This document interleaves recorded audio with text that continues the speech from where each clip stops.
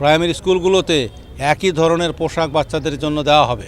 এই প্রত্যেকটি কর্মসূচি হচ্ছে গ্রামীণ অর্থনীতিকে সচল করা এবং গ্রামীণ আর্থিক ব্যবস্থাপনার উন্নয়ন করা কৃষক ভাইদের জন্য। আপনারা দেখেন, কৃষক ভাইদের উন্নয়ন, তাদের আর্থিক সচ্ছলতা নিয়ে আসার জন্য উনি ইতিমধ্যেই কৃষিকার্ড চালু করেছেন এবং গ্রামের যারা মানুষ, যারা বিশেষত নিম্ন আয়ের, তারা যেন তাদের মিনিমাম রিকোয়ারমেন্টগুলো পায়, এজন্য ফ্যামিলি কার্ডের ব্যবস্থা করেছেন। ইমাম মুয়াজ্জিনদের সহ অন্যান্য ধর্মীয় উপাসনালয়ের প্রধানদের জন্য ভাতার ব্যবস্থা করেছেন। প্রচুর পরিমাণ অর্থ গ্রামীণ অর্থনীতিকে সচল করার জন্য আপনার খাল খনন, বৃক্ষরোপণ থেকে শুরু করে এক একটা কর্মসূচি নিয়ে আসা হচ্ছে।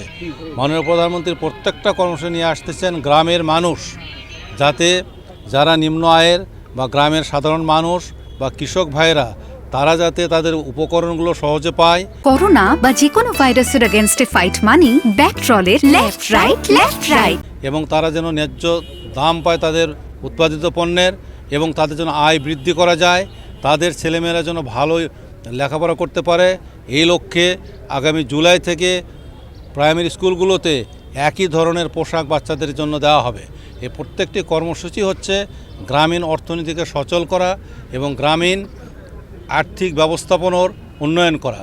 তারই একটি অংশ হচ্ছে, বরাবরই ধান বা চাল সংগ্রহ করা হতো। এবার আমরা মাননীয় প্রধানমন্ত্রীর নির্দেশে যে কর্মসূচি নেওয়া হয়েছে, কৃষক ভাইয়েরা ধান দিতে পারবে এবং তারা যত পরিমাণ ধান দিতে পারবে তত পরিমাণ ধানই সংগ্রহ করা হবে। এবং আমরা প্রাথমিকভাবে যে লক্ষ্যমাত্রা ধারণ করেছি, তার চেয়েও আরও বেশি পরিমাণ ধান এবং চাল সংগ্রহ করা হবে। এখানে তারা যেন প্রকৃত দাম পায়, এইটি হলো আমাদের কনসার্ন। এখানে মাননীয় সংসদ সদস্য মহোদয় আছেন, এখানে আমাদের মাননীয় জেলা পরিষদ প্রশাসক মহোদয় আছেন, অন্যান্য মাননীয় এমপি সাহেবরা আছেন, এখানে আমাদের জাতীয় ডেপুটি স্পিকার সাহেব আছেন, জনাব লুৎফুজ্জামান বাবর এমপি সাহেব আছেন, আমাদের আরও একজন মাননীয় সংসদ সদস্য আছেন, সকলেই।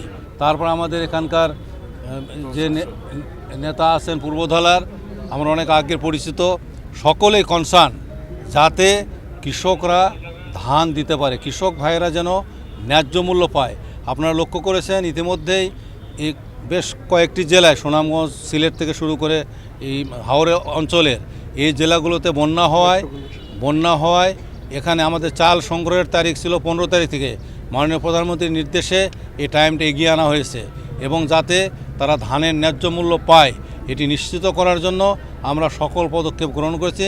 আপনাদের মাধ্যমে আমি কৃষক ভাইদেরকে তো অনুরোধ করব, তারা যেন তাদের ধান প্রত্যেকটি জায়গায় যে আমাদের কেন্দ্রগুলো আছে, কেন্দ্রগুলোতে তারা যেন নিয়ে আসেন এবং কোথাও যদি কোনো সমস্যা হয়, আমাদের কন্ট্রোল রুম থাকবে, কন্ট্রোল রুম নাম্বার আমরা পাঠিয়ে দিব, বা মাননীয় সংসদ সহ অন্যান্য নেতৃবৃন্দ আছেন, তাদেরকে অবহিত করবেন।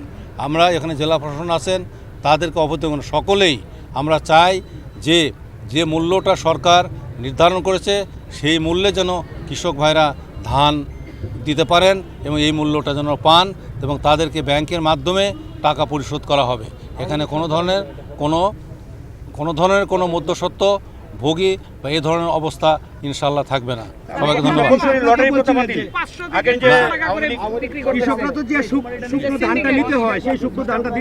না, এখানে হলো শুকনো মানে ময়েশ্চারাইজার একটা লেভেল পর্যন্ত লাগে, ওই লেভেলের নিচে হলে সে ধানটা তো সংরক্ষণ করা যাবে না।